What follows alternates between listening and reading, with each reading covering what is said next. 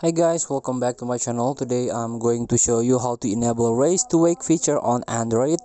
Turn on the screen. So all you have to do is go to the settings button and try to scroll down, try to search home screen and lock screen. It can be different a option.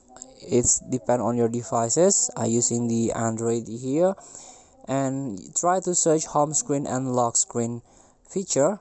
You can tap it and then try to scroll down, try to search this lock screen option, so you can enable this raise to wake.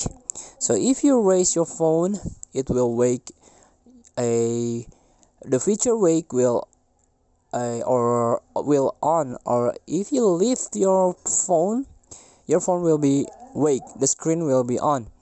Or you can double tap to wake screen. And lock screen magazine, here you can see the option. Lock screen magazine needs to access to network during use. It's not important for me, but this is the raise to wake. It's very important because if you want makes a our way or get a phone call, you want to raise your phone, you can you wake your phone, just raise your phone, just lift up your phone. Thank you for watching. Don't forget to comment, like and subscribe, and circle the thanks button below. See you in the next video.